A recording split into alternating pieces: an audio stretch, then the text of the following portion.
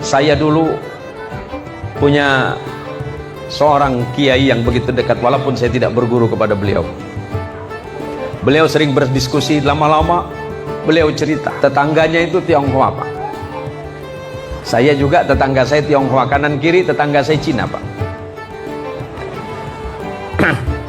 Dan insya Allah jamaah banyak tahu bahwa rumah saya itu kanan kiri itu, ini Buddha, ini Kristen, yang di depan Kristen, yang di sebelah sana Buddha.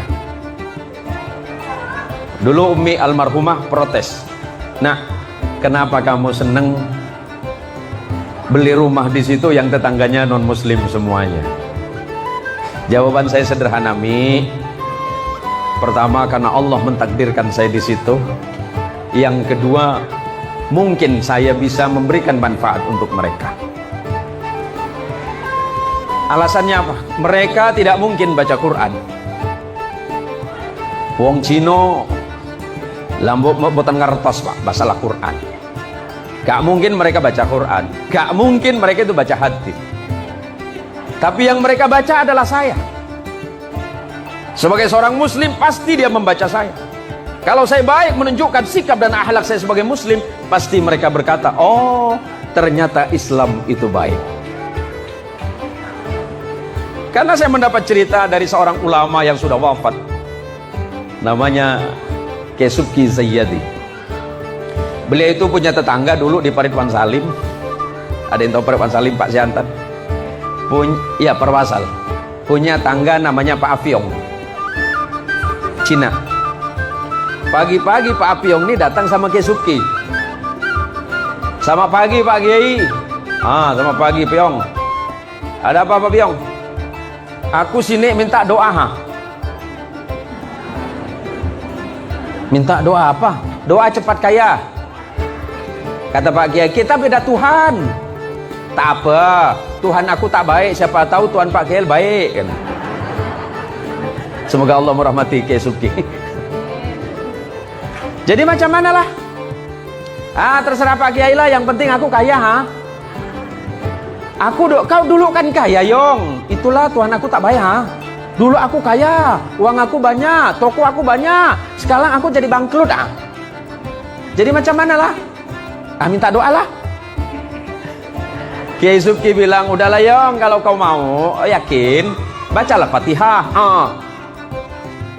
Bapak banyak, kau baca 1000.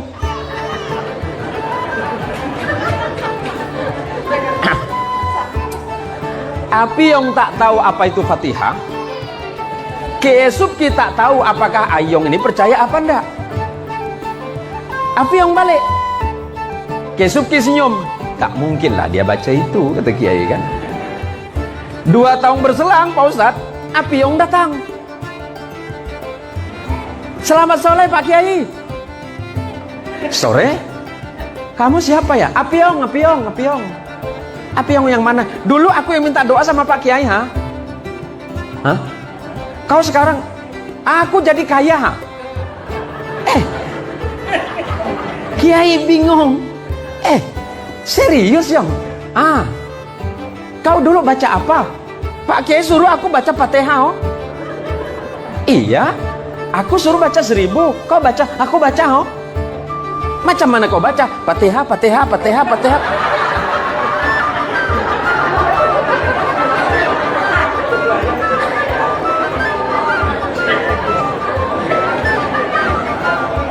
Kaget Kiai. Serius Yong? Nah, aku jadi kaya. Masa Pak Kiai tak yakin sama Tuhan? Apa kata kayak ngedabelkon gitu kan?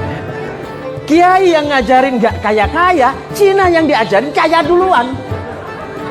Jadi Kiai mikir, aku yang salah apa Tuhan yang kasih salah ini? Akhirnya dalam hati Kiai Subki Zayyadi berkata, "Ya Allah, Engkau maha pemurah. Mau seperti apapun orang meminta, Engkau pasti beri. Yang penting yakin." Nah, problem besarnya kita ini dari pagi, siang, sore, malam sampai ketemu pagi lagi, mboten sugi-sugi, mergo napa? Mboten yakin. Ora percaya sama Pak Kiai. Oh ditanya, Pak Imam doakan saya jadi orang kaya, balik ketawa dia. Dia seorang jak tak kaya gitu.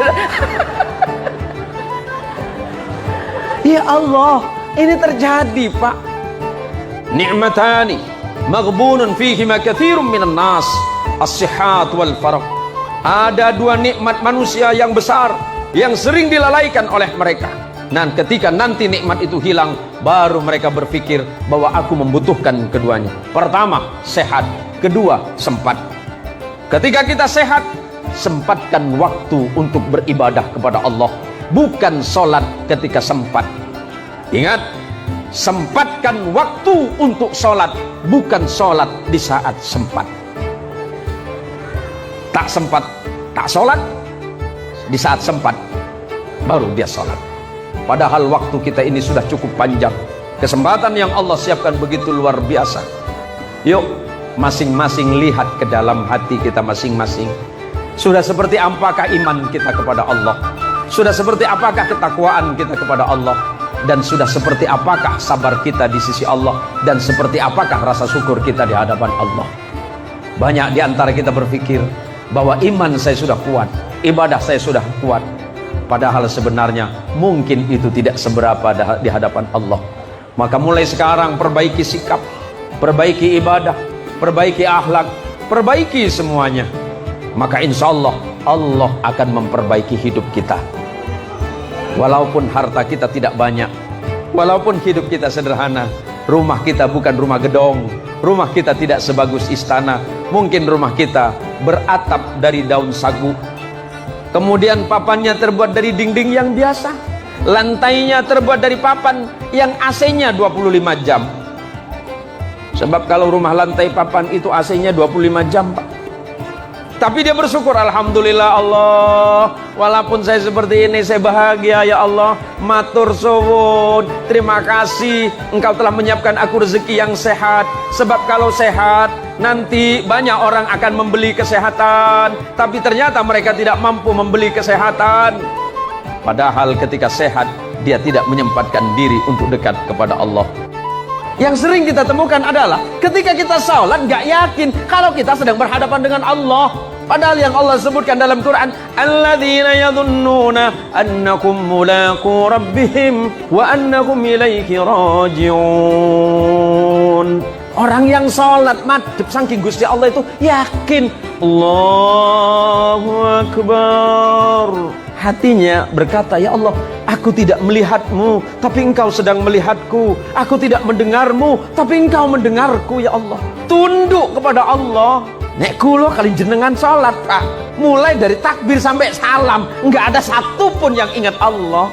Allahu Akbar, Bismillahirrahmanirrahim. Warung tak laku, jualan tak habis ya Allah. Yang jualan ayam di pasar ngeluh, ayam naik ya Allah. Tak ada satupun orang lewat nanya, Pak Kades, Ar-Rahmanir-Rahim. Anggaran tahun ini ya Allah seret betul ya Allah. Persoalannya apa? Hatinya nggak nyambung. Kalau hatinya sudah nyambung kepada Allah, dia memiliki keyakinan Allah melihatku, aku tidak melihat Allah. Allah mendengarku, aku tidak mendengar Allah. Apapun yang aku ucapkan Allah tahu. Kadang-kadang kita ini sebelum sholat problemnya banyak. Problem yang banyak di luar sholat dibawalah ke sholat. Sama dengan ibu-ibu yang kehilangan dompet. Ibu yang kehilangan dompet sebaiknya nggak usah datang sama dukun. Dukun itu suka bohong. Tapi ibu sholat insya Allah ketemu dalam sholat. Dompet yang hilang, Allahu Akbar, Alhamdulillahi Rabbil Alamin, Ar-Rahmanir-Rahim, Maliki Yaumiddin.